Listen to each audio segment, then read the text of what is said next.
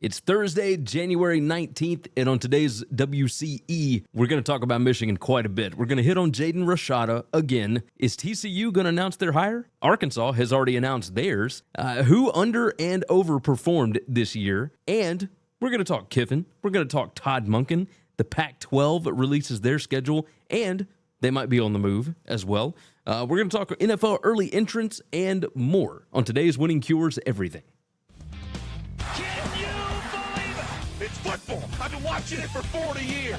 Are you kidding me? You're listening to Winning Cures Everything. Game day, baby. Wake up or get out. Here's your host, a confident young man, a superb athlete, Gary Seegers. Welcome in. Winning Cures Everything. It is Thursday, January 19th. I'm your host, Gary Seegers. You can follow me on Twitter at GaryWCE. Hopefully everybody's having a wonderful day. Hopefully everybody has had a wonderful week thus far. We got lots to discuss. We got lots to dig into. Let me go on and tell you first off, you know how this thing goes. The show's brought to you by BetUS each and every time out. It's America's premier online sportsbook. They are, in fact, where the game begins. Fast payouts, incredible customer service, and the site is incredibly easy to navigate. And on top of all that, if you click the link that's in the description below, you will get a $50 free play with no deposit required. So go ahead and do yourself the favor. Click the link and make sure that you get signed up over at BetUS, where the game begins. All right, let's go on and get into it. We got a lot to discuss. We're going to talk Michigan first.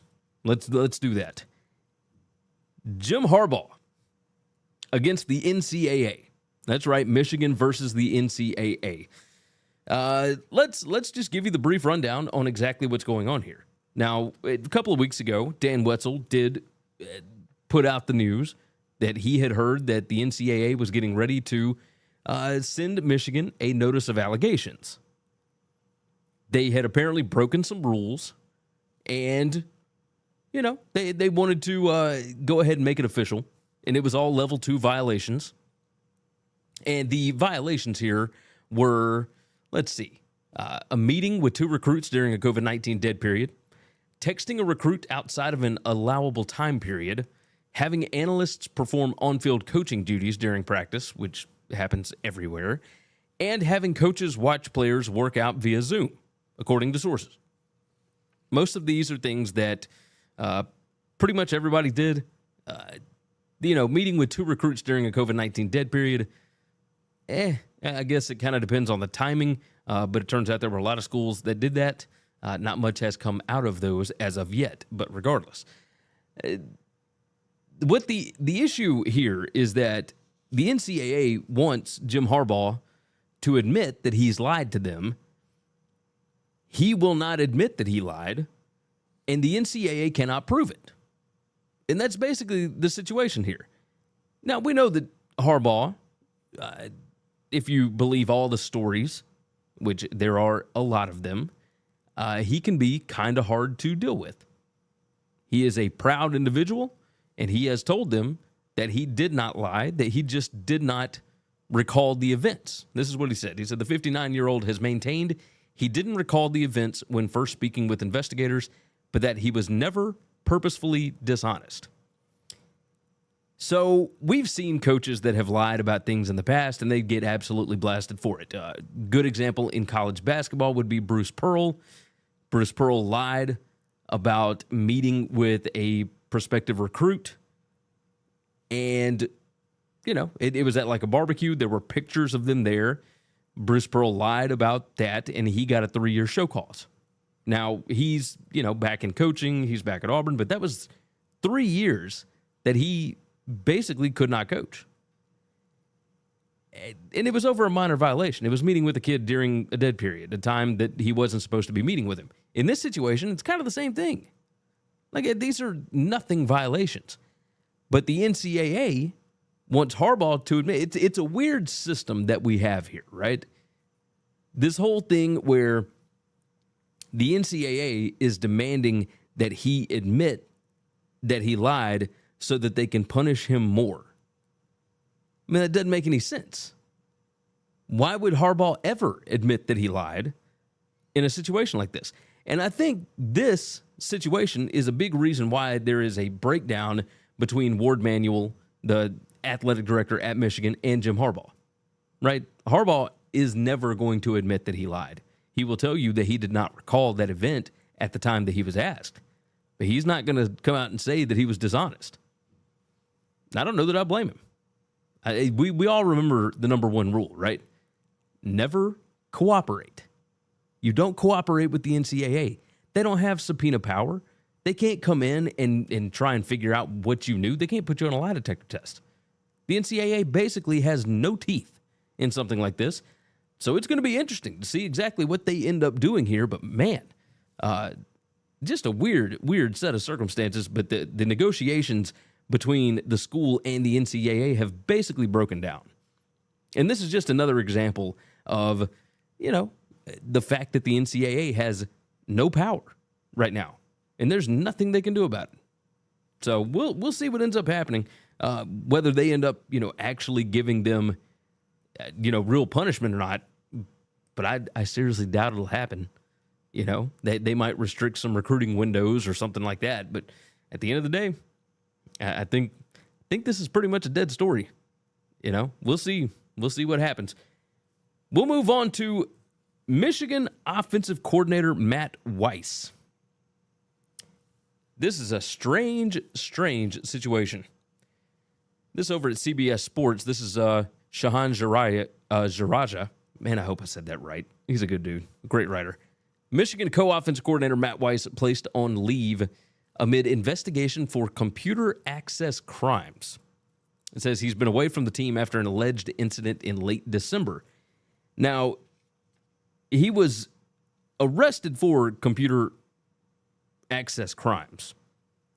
And that's a broad spectrum of things. And luckily, there's a little bit of information in this. It says the incident allegedly took place during December 21st through 23rd at Schembechler Hall, which is the team's football facility. Though no additional details have been released by University of Michigan Police Department. It says a January 5th report in the university's daily crime and fire log references fraudulent activity involving someone accessing university email accounts without authorization. Now, again, it says that Weiss was not specifically mentioned, but I think that we have to assume that that's what this is. This is a very strange situation because even with that logbook, you still don't really know. Like, you understand, okay, it's somebody accessing university email accounts without authorization. How big is this? Because the FBI raided his house. Like, this was a pretty huge thing. So what in the world is going on here? Now, I will say this. The Michigan message boards don't seem to believe that losing Weiss would be that big of an issue for their offense. If I were a Michigan fan, I'd be a lot more worried about what losing Biff Poggi was going to be like, right? I wonder what that's going to do. But we shall see. I don't know that they're necessarily going to lose him over this. I can't wait to find more information. I have no idea what this is about. Like, maybe you guys do, but I have no idea. If you know, toss it in the comments. Like, and don't give me any kind of speculation because, man, that's a weird rabbit hole to go down when it comes to computer access crimes with emails and whatever else, right? Just, if you got some ideas, let me know. I'm very curious, but I'll be following this story very closely. We are back on the Jaden Rashada train. And no, not the hype train or anything like that. We're going to be following this story again, right? Jaden Rashada did finally request his release from his scholarship. And we'll pull it up on the page here. This from Nick Bromberg over at Yahoo. It says he will not be attending the University of Florida. It says, according to multiple reports, the four-star quarterback has asked for his scholarship release from the school.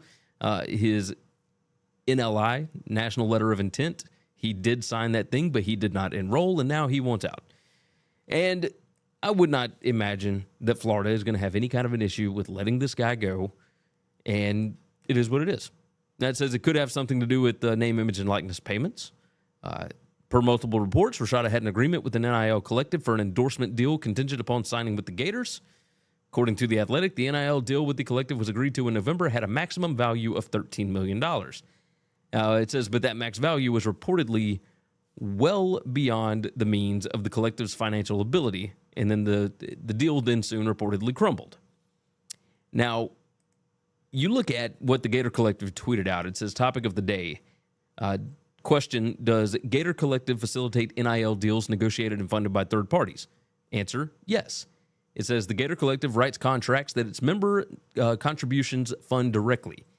It says the Gator Collective also writes contracts that third parties, such as businesses, negotiate and fund. That doesn't give you a good answer as to what actually happened here. And I don't know that we're actually going to get any kind of an answer, right? I brought this up the other day, and basically it was, okay, we're probably going to get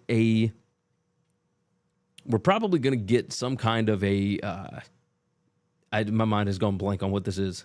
An NDS? No. What am I looking for? Oh, not yet. NDA, non-disclosure agreement. There we go. It's the problem with doing these shows all the way through.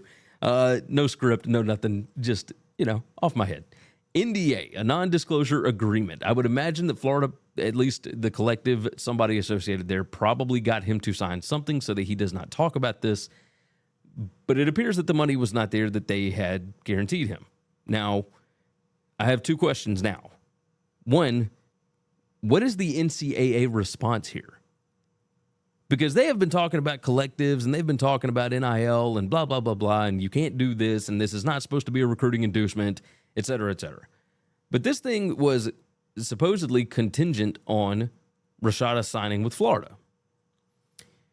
Okay, that sounds like an inducement. Now, the other part of this is he didn't sign with Florida. So does that get Florida off the hook? Because it was still a recruiting inducement, and I don't know how this is going to work or what the NCAA is going to do about this stuff going forward, or if they even can do anything.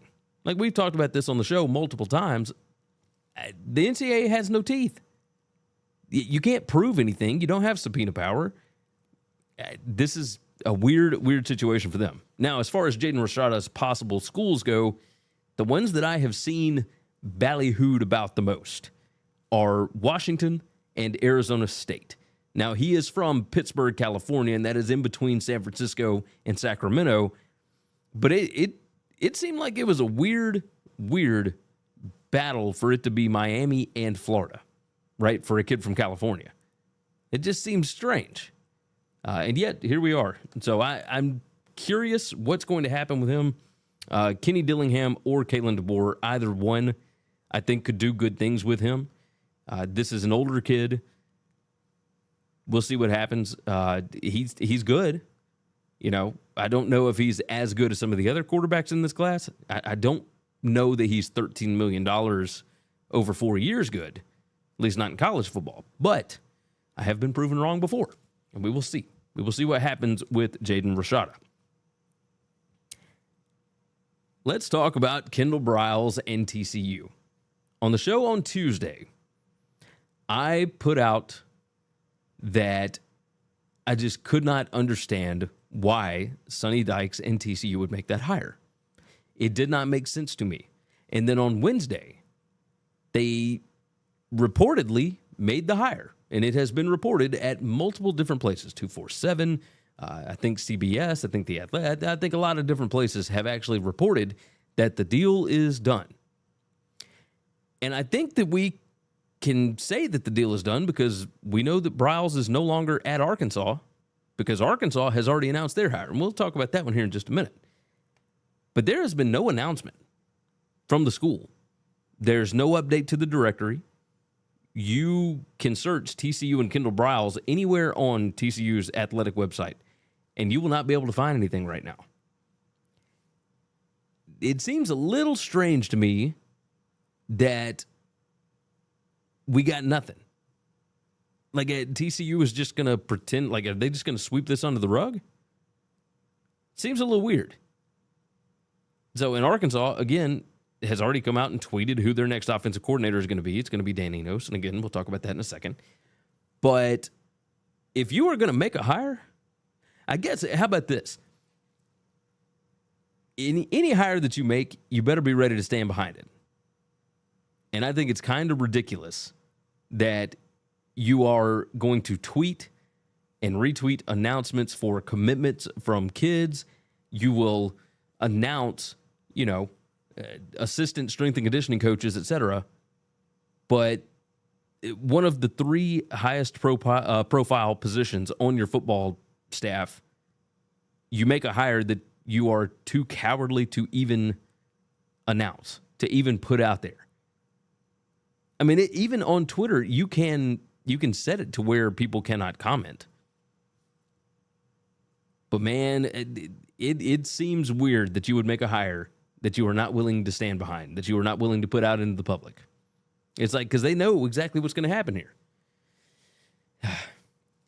It's very frustrating. It is very disappointing. I will say that. And this is weird. Like, I'm all for giving people second chances. I know people commented on the last video that I did about this, about how it would be a slap in the face. It is. Like, there are some TCU fans that are just willing to overlook this stuff. But when your biggest rival had such a ridiculous scandal go on, when your biggest rival had a huge scandal like that, and now your new coach is hiring people off of that staff, there's just something that wouldn't sit right with me. I don't know. It just feels weird, Again, I said it on the last show. Winning cures everything, but at what cost? Right? Why would you make your fans feel like they're selling their souls? And that's exactly what they're doing here. That'll move us over to Arkansas. And Arkansas has already announced, the day after they lost their offensive coordinator, they have announced that they are hiring Dan Enos as their offensive coordinator. Now, we're going to pull this up because that's right. That is the Arkansas website, the Arkansas football website, arkansasrazorbacks.com. It says Enos returns to lead the Arkansas offense. It says head coach Sam Pittman has named Dan Enos as the Razorbacks offensive coordinator. Enos returns to Arkansas with over 30 years of coaching experience, including 3 seasons as the Hogs offensive coordinator and quarterbacks coach from 2015 through 2017. Notice they did not put Brett Bielema in there, but Enos was Bielema's last offensive coordinator before he was fired. Enos is a weird cat. 2018, so right after Arkansas, he went to Michigan as an offensive analyst, but then quickly joined Alabama's staff as a quarterbacks coach. You know what? I'm going to pull up his history here so that you guys can see exactly what it is that he has been doing. So Dan Enos was an offensive analyst at Michigan, then quickly joined Alabama's as an associate head coach and a quarterbacks coach. He left, and the stories are that he didn't even tell Nick Saban that he was leaving, but he went to be Manny Diaz's offensive coordinator at Miami. He then left Miami and was an associate head coach and a running backs coach at Cincinnati during the COVID season. And then he became Maryland's offensive coordinator for 2 years before now he is back at Arkansas.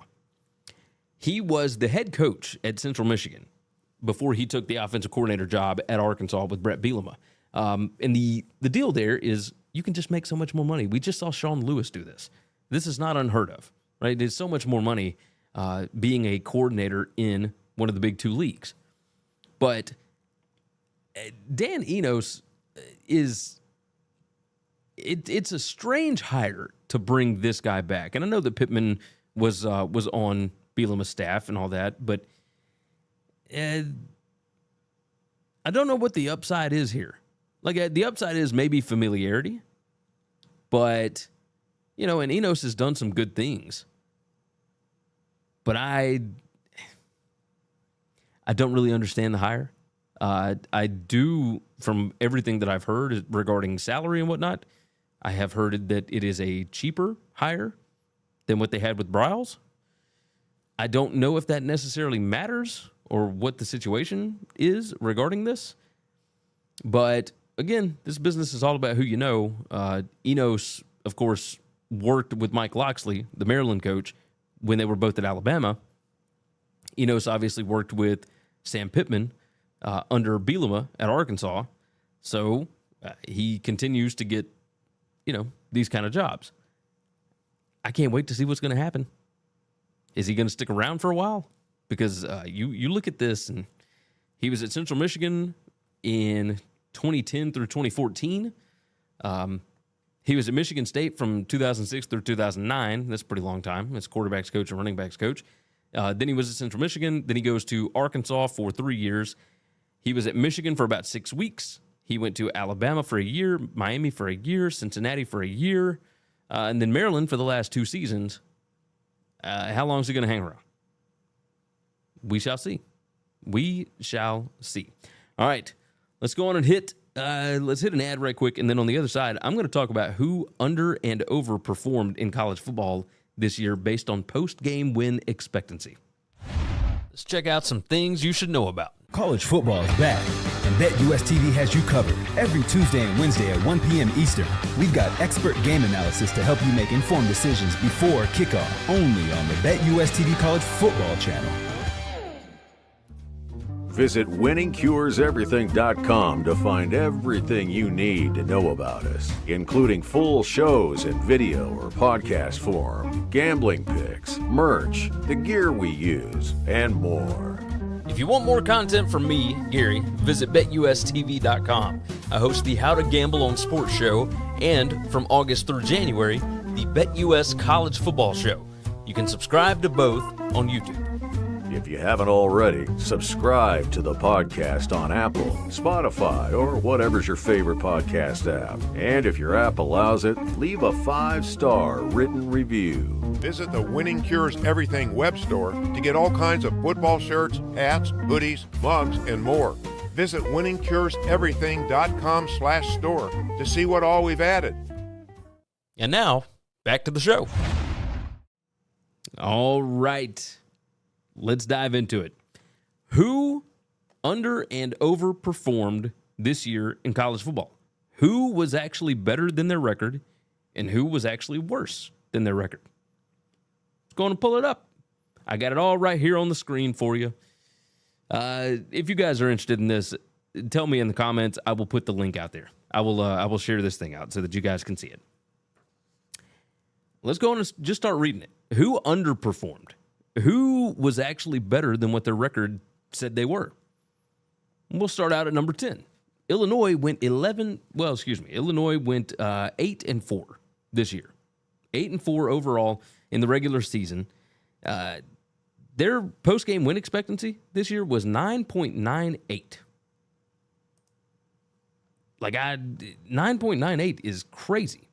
So Illinois probably should have been a 10-win team this year, if you really look at it. Number 9, Virginia Tech. They were 3-8. Post-game win expectancy says that they should have had 5 wins. And so maybe they were not as bad as we thought they were.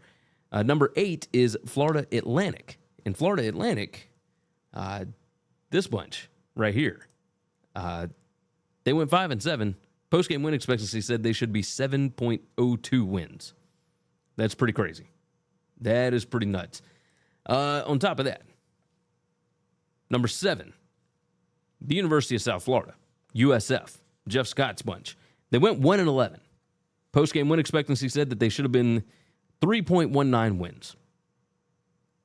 Number 6 is UAB. They went 6-6. Post-game win expectancy says that they should have had 8.37 wins. Now that is pretty nuts. Right on the cusp of being a 9-win team. Brian Vincent's bunch did have a lot of turnovers. They did have some injuries this year. Had to turn to Jacob Zeno. UAB was definitely better than their 6-6 record. Georgia State was 4-8 on the season. Post-game win expectancy says that they should have had 6.38 wins. Northwestern, that's right, Pat Fitzgerald's bunch. They were 1-11. PGWE says they should have had 3.48 wins. So they were number 4 as far as who should have had more wins. Arizona State is number 3. They went 3-9. Post-game win expectancy says 5.54 wins. Northern Illinois went 3-9. They should have had 5.66. So Thomas Hammock's bunch, of course, Rocky Lombardi being out definitely hurt them. But they had some bad luck this year as far as wins go. And then number 1, as far as underachieving, Navy. Navy went 4-8, and of course Ken Niumatalolo gets fired. But if you look at their post-game win expectancy, Navy should have had 7.98 wins. So 8 wins. They should have completely flipped this thing around. Instead of going 4-8, they should have been 8-4. I mean, that's just bonkers. Now, let's look at who overperformed. Who was actually not as good as their record goes. And you guys can guess if you would like to. We'll start at number 10. Tulane went 11-2. Win expectancy says they should have had 9.31 wins out of 13. So they were still good, just maybe not as good, right? Oklahoma State was number 9. And you're thinking, wait a minute, Gundy's bunch was not very good this year. Yeah, I know. They went 7-5 in the regular season. And they should have had 5.26 wins based on post-game win expectancy. Now, this is all over at collegefootballdata.com. They give you the data. You have to be able to piece it together, right?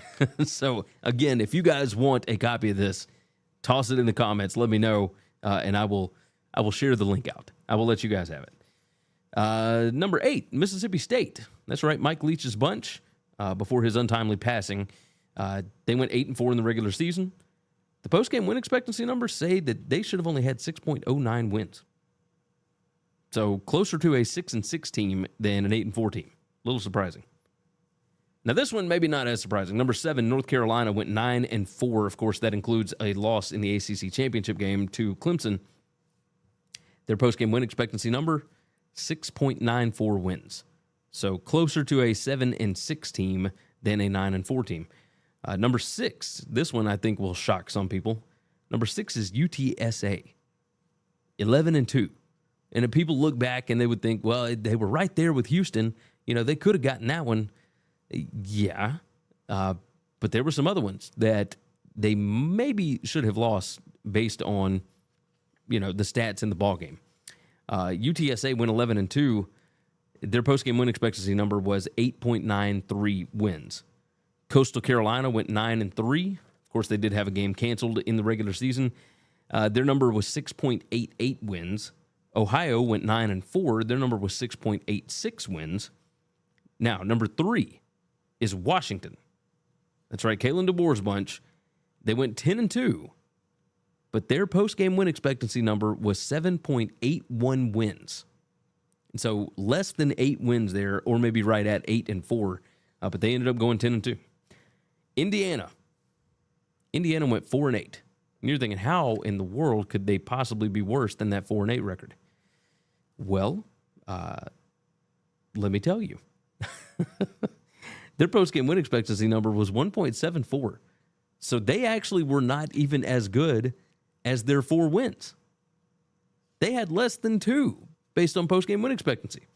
And number 1, the team that overachieved the most this season. I'll give you a second. You can guess it. I'm almost certain. TCU. 12-1 in the regular season. That includes the loss in the Big 12 title game. But the post-game win expectancy number, instead of 12 wins, this says that it should have been 9.36 wins. That is a huge, huge discrepancy. I was a little shocked, I will admit, but alas, it is what it is. I will go through the team. We're going to do some conference reviews starting next week. I believe on Monday of next week, we're going to do, look it up right here. We're going to do the MAC and Conference USA on Monday, and then we'll do the Mountain West and the AAC on Thursday of next week. That is the plan. Now, if some kind of big breaking news story happens, then, yeah, obviously that'll change things for us. But, yeah, that's what we're going to do next week. We will talk more about who overachieved and who underachieved. And once we get to, I think May is when we're going to start previews this year. That's our plan. So in May, we're going to do team-by-team previews for the 2023 college football season, along with schedules, etc. We'll talk about some schedules here in just a minute. Lane Kiffin. Write down the time. Lane Kiffin and Ole Miss pulled in Walker Howard the other day. I think that was on Wednesday. Wednesday morning, it was announced Walker Howard's going hotty-toddy, all that, right? So everybody thinks, oh, we've got a quarterback competition now. There's Jackson Dart, who was the starter this year, and Luke Altmaier's out, but now they got some depth in the quarterback room. Thursday, of course, the transfer portal closes. Nobody can enter the portal anymore, etc. And Spencer Sanders, the Oklahoma State starting quarterback for the past 4 years, announces that he, too, will be joining the loaded quarterback room in Oxford. Now, we'll pull it up on the screen here. I'm not sure what to make of this. Jackson Dart is already there. Walker Howard just transferred from LSU. Spencer Sanders transfers. All of these guys are transfers. USC, Oklahoma State, and LSU. This is what Spencer Sanders said. I'm going to come in and work my tail off either way, whether the room is packed or not. That's just my mindset. I've always had a mindset of competing, driving, striving for better. I've never shied away from competition. I'm not going to start now. Okay. It felt like Spencer Sanders was out for a lot more than he really was this year. During the regular season, he only missed 2 games with injury. That was the last game, and I believe against Kansas State, maybe? No. He played against Kansas State. Let's see. Oh, Kansas. He didn't play against Kansas, and they got absolutely demolished in that game by 3 touchdowns. This is a weird spot because Spencer Sanders is going up against a lot of competition, but he is the most experienced of the group. What's next for Jackson Dart? That's what I'm curious about. Jackson Dart threw for almost 3,000 yards. He rushed for 614. He did have 21 total touchdowns. But he had 11 interceptions, and he wasn't exactly consistent in the passing game. And so, maybe Kiffin just doesn't believe in Dart at this point, or maybe he felt like he needed more competition. It does seem strange that Spencer Sanders, who only has 1 year left, would go to such a loaded room unless the NIL stuff that's going on in Oxford, the new Rebel Collective or Rebel Grove Collective or whatever it's called, maybe they had a hand in this.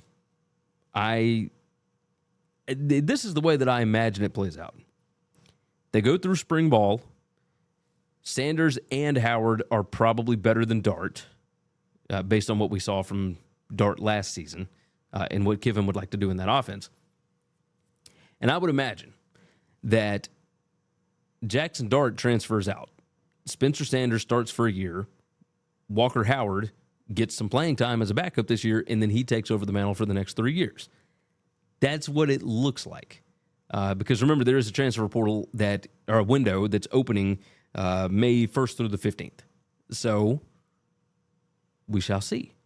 But that's the way that I'm envisioning this thing. Is Spencer Sanders is going to be your starter in Oxford. But we'll see. He's going to have to earn it. That is for sure on that one.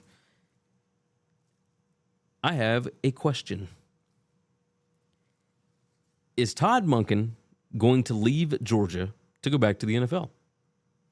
Ian Rappaport, who is the bigwig when it comes to NFL news, he announced or reported that, a name to watch for the Buccaneers, since they have fired their offensive coordinator, Byron Leftwich, is Todd Monken. And this is from Jordan D. Hill over at Dogs 247. It says, Ian Rappaport said, for the first time, Bucs coach Todd Bowles will assemble his own offensive staff. Per me and Mike Garofalo, one name to watch at OC, Georgia OC Todd Monken. The former Bucs OC could be back. Now, if you go through and look at what Monken has done, he has been on 3 different NFL teams. He's been with the Jags as a wide receivers coach. He was with the Bucs as an OC. He was with the Browns as an OC for 1 season before he went back to Georgia. He has just kind of bounced back and forth. The guy is 56 years old. He's done this before, right? Is he more interested in trying to be a college football head coach, or is he more interested in being an NFL coordinator and then maybe an NFL head coach. And I don't know that we know that. Monken did talk to reporters in the lead up to the Peach Bowl. And he said, at some point in my career, I thought I knew exactly what I wanted next year, in 5 years, in 10 years, really what I wanted. I don't know if it's just getting old or the appreciation for the job you have, but I don't control opportunities that come my way. I would never say never to anything. I would never say no to anything, but I love where I'm at because I believe we're going to win and I believe in the head coach. So those are all huge factors where you decide to stay as a coach. Now, it would not shock me if he goes back to the NFL. But he does seem to have a really good thing going. But if you're going to go back to the NFL, I mean, going back after 2 straight national championships, after turning a walk-on like Stetson Bennett into an absolute star that's likely going to be drafted, seems like a good time to do it, right? Like, doesn't it seem like that to you guys? I would imagine. We shall see. This is something to keep an eye on. I don't know that it's going to change a whole lot. Kirby has put together a group of analysts over there, much the same way that Nick Saban has at Alabama. Somebody will come in that knows the system, I would imagine, unless Kirby decides he wants to do something different with the offense. But I don't see that happening. And so let's hit some more ads right quick. We're going to talk about the Pac-12 on the other side. And, hey, the deadline for NFL early entrants was early this past week, or not this past week, this week. And we're going to talk about the transfer portal window that closed today, as a matter of fact. No, yesterday. I'll get it right during the break. How's that? Let's check out some things you should know about. Follow the show on Twitter at Winning Cures. And you can follow Gary at Gary WCE. You can also follow on Facebook. Got your own podcast or web show? Looking to start one? Or you're just curious how we look and sound so good? Well, we've got all the gear that we use listed on our gear page on the website. And if you order using our links, you'll be supporting the show too. Subscribe on YouTube to get not only full Winning Cures Everything shows, but individual segments and other goodies as well. We're over 6,000 subscribers, and our goal by the end of the year is 7,500. If you're interested in advertising on a show that reaches over 80,000 unique football fans per month during the season, send an email to Gary@winningcureseverything.com, and we'll put together a plan that best fits you or your business. And now, back to the show. All right, let me tell you about Flow Sports right quick. They are fantastic. Over 25,000 different sports matches, and it ranges from D3 football to hockey to high school sports to let me look. Let's see. Oh, MMA. They got boxing. They got golf. They got all kinds of stuff. Things that I believe that you, as a diehard sports fan, are going to enjoy. So make sure that you head over there. There is a link in the description. I'm not even telling you that you got to sign up. All I'm telling you is click that link for me. That certainly helps us out over here. All right. Moving along, the Pac-12. Hey, by the way, go ahead and hit that like button for me. Yeah, go ahead and hit that like button and subscribe to the channel if you've not already. We are just about to hit 8,000, so that would certainly help us out. And share the show out with your friends. Tell everybody you know about it. If you are not already subscribed on the podcast, highly recommend that one as well. And so go ahead and leave a nice 5-star review wherever it is that you get your podcasts. All right, the Pac-12 has released their football schedule, the full schedule, and it would have been genius. It absolutely would have been genius. But instead, news leaks out on Tuesday night that, hey, this thing's coming out tomorrow. And so the Pac-12 goes ahead and announces, hey, we're going to release this thing tomorrow. And they did at like noon Central Time. So 1 p.m. Eastern, something like that. They did put it, they did the smart thing. They released it on Pac-12 Network, so people had to be tuned into the Pac-12 Network in order to see it. Now then, immediately, as soon as they shared out a team schedule, it was then shared online, etc. But it drew a lot more people to the Pac-12 Network. So that is a smart idea. the calendar in college football is so screwed up. Like, we absolutely could make events out of all of these things, and we just don't. Like, we don't give ourselves time to even discuss some of this stuff because there's always something else coming down the pipeline. It's just a train wreck. But regardless, let's stay on the Pac-12 for a minute, huh? Let's do that. UCLA and Arizona, it appears, have the easiest schedules, the way that their schedules broke down, and of course their non-conference schedules as well. USC and Washington ended up with the most difficult schedules with the way that theirs broke down. USC has a game in week 0, and they have a bye week before the Pac-12 title game, which means they're stuffing everything else back in there. They've got one bye week in the middle there, but a bye week in week 13 is certainly odd. But here is how that came about. BYU had to back out of their season-ending game against USC because of their move to the Big 12 that came a little bit earlier than anticipated. So they had to drop that game, and the only other option for USC was either try and not have a bye game or not a bye week in the middle of the season, or play a week 0 game. So they did the week 0 game, and now they've got a bye week before the Pac-12 titles. So I guess that's a bit of an advantage. But as far as the rest of the schedule is concerned, it is rough. Now, we are going to discuss schedules when we get into the previews and whatnot, who has the most difficult road. And I'm going to tell you, it's Washington. I mean, it is absolutely crazy what Washington has to go through. Let's go on and here, I'll pull this up on the screen so that you can see. Washington is way on down here. All the way at the bottom, if I'm not mistaken. Yeah, there we go. Here's what they've got at the end of the season. In week 7, they've got Oregon. But then week 10 at USC, week 11 against Utah, week 12 at Oregon State, week 13 against Washington State. That is brutal. Absolutely brutal to end the season. Yeah, and on top of that, they're non-conference. They got Boise State and Michigan State. I mean, that's a rough schedule.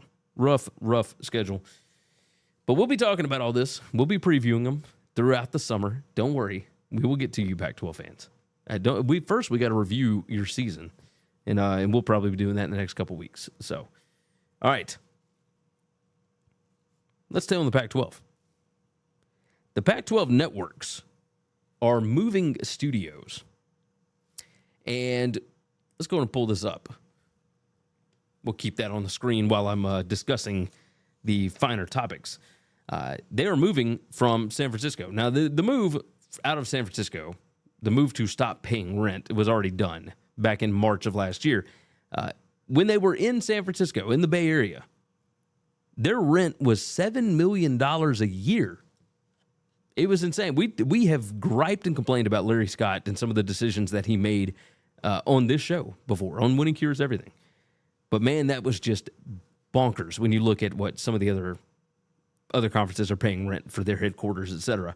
So they went from $7 million a year paying rent in the middle of San Francisco to remote work, where they didn't have a remote production space or a headquarters or anything else. And now they are moving to a 42,000 square foot space at Bishop Ranch in San Ramon. That's 35 miles inland from San Francisco Bay. And it is a genius move because they are going to save millions and millions and millions of dollars in rent.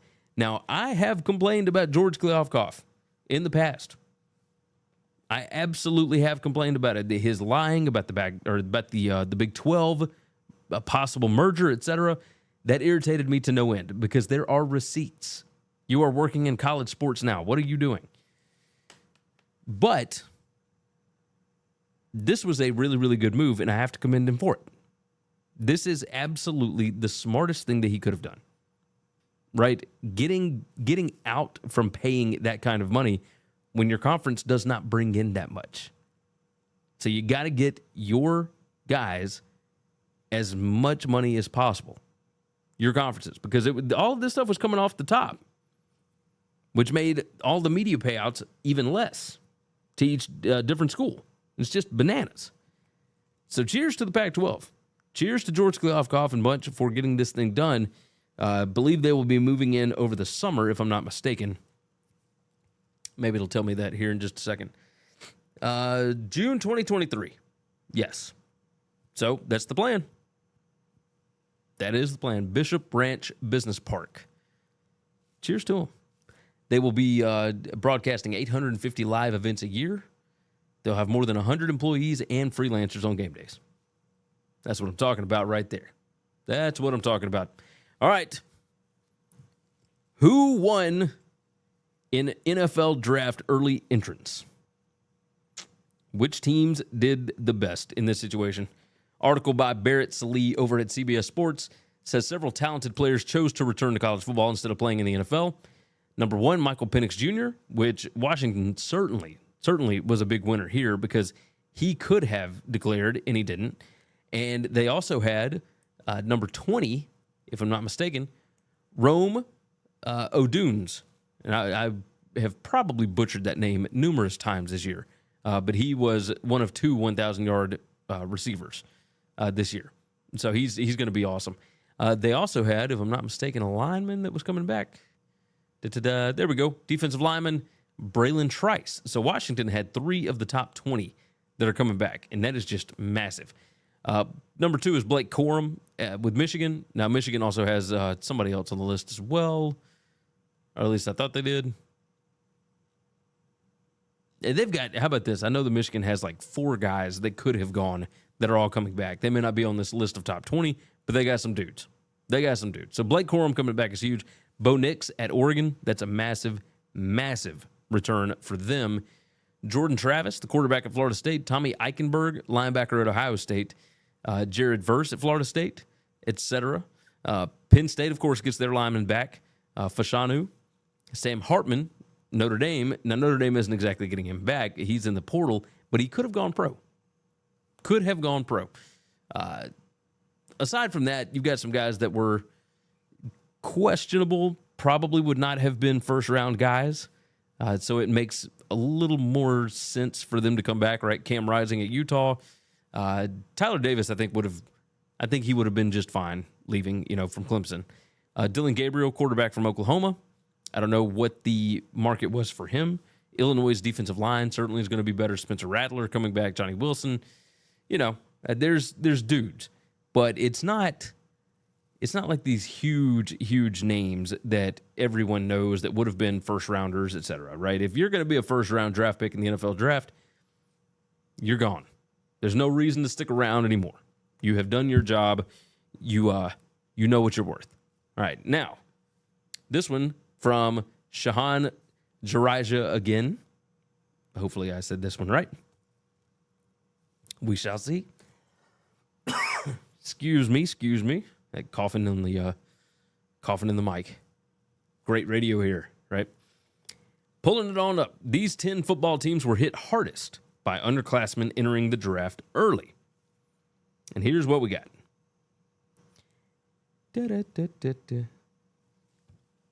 Number 1 is going to be Alabama.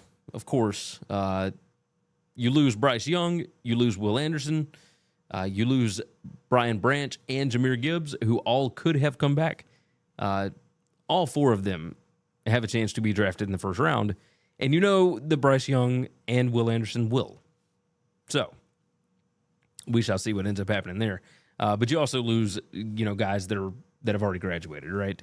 Emil Ekiyor on the offensive line, Henry To'oTo'o, the linebacker, Jordan Battle, of course, the safety, defensive back. That's a lot of dudes that are going to be in the NFL from Alabama this year. Kansas State, they only lost 2 underclassmen, but man, it's rough. Deuce Vaughn was just a big producer in their offense, and then they lose the defensive end, Enudike Uzoma. I'm going to get that right one of these days, I swear to you. Clemson lost Miles Murphy, Brian Breesy, KJ Henry. That's pretty rough. And then they lost Trenton Simpson, the linebacker. They still got talent though. So obviously I wouldn't worry too much about Alabama and Clemson. And this one here, Ohio State, you lose quarterback CJ Stroud.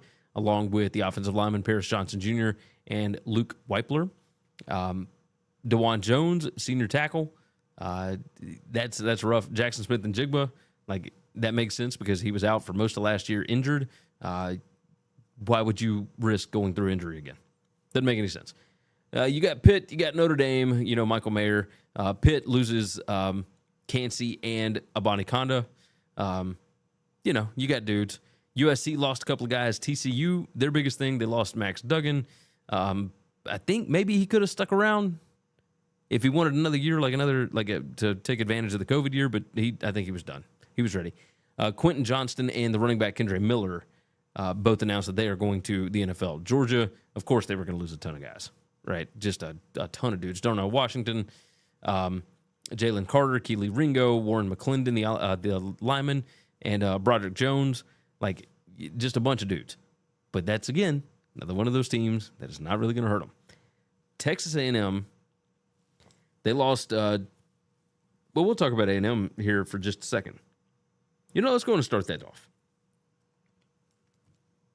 Texas A&M may have lost more talent from one team than any other team in college football history from season to season. I've never seen anything like this. Let's stay on the early entrants, right? We'll start with that one.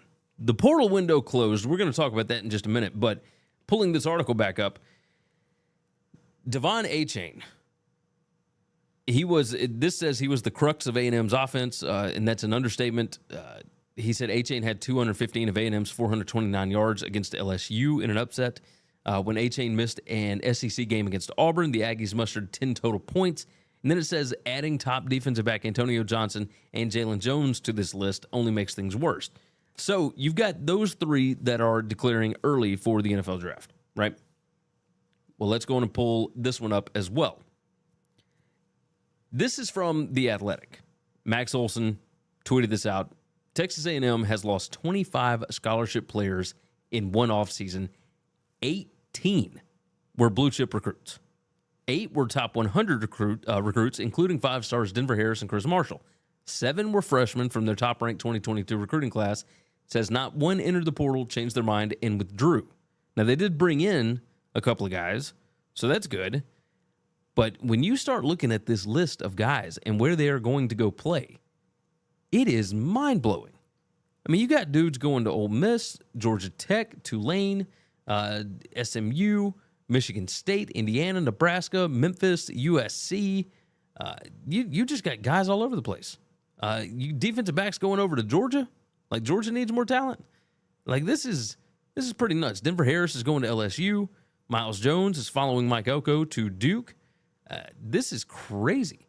Now, it obviously A&M is not the only one who has lost a lot, right? Arkansas, it tells us right here, Arkansas had 23 players that elected to transfer. Ole Miss had 22. Ole Miss had 23 after that. And then Florida had 22. So the SEC has got a bunch of dudes transferring. We get that. How many of them have 17 blue-chip guys that decide to transfer? They ain't a whole lot. But, man, this A&M thing was bananas. Like, I could not believe that crap. Let's do a quick things you should know. And we'll write the time down here, and then we'll end this thing because we're getting close to an hour. I certainly appreciate you all for watching. Like the video, share it out, all that good stuff, if you would so kindly. Georgia wide receiver, A.D. Mitchell. He has entered the transfer portal, and all of the crystal balls over 247 look like he is going to Texas. Now, if you believe the message board fodder, it appears that he is talking about going to Texas to be closer to his daughter. We shall see on that one. I am not totally certain there. And another name of note, Hank Bachmeier, the Boise State quarterback that announced he was transferring after like week 4 this year. He is transferring to Louisiana Tech. He's going to join up with Sonny Cumbie and that air raid offense there. It should be interesting to see exactly what he does in that kind of an offense in Ruston, Louisiana. And so A.D. Mitchell, the Georgia wide receiver, is looking for a new home. And Hank Bachmeier, the Boise State quarterback, has found one. So there you go. There you go. All right. You guys are fantastic. Again, check out BetUS. It is where the game begins. They have a $50 $50 free play with no deposit required. Didn't even have to look at the notes that time. So go and click the link in the description. Check that out. Check out Valtameri Surf Co. That is a collegiate town apparel. I am losing my mind at the end of this show. A collegiate town apparel company. Check them out, ValtameriSurfCo.com. Use the promo code Gary10. You get 10% off your order. And, of course, again, Flow Sports, do that thing up. Go visit Winning Cures Everything. Go check out the web store. We got some cool new shirts up there, new logo, all that kind of stuff. And I want to hear from you guys. Jump in the comments, like the video for me, and, of course, subscribe on the podcast. Leave a nice 5-star review. I think that knocks everything out. All right. We'll be talking again on Monday. Until then, take care of yourself, take care of each other, and hopefully all of your tickets cash this week. Psst. Hey, if you like this video, go ahead and hit the like button, hit the subscribe button, and of course, jump in the comments. Thanks for listening to Winning Cures Everything. Make sure and subscribe on YouTube or your favorite podcast app, and make sure to leave a nice 5-star review. You can follow Gary on Twitter @GaryWCE, and the show is @Winning Cures. Be sure to check out the merch in our web store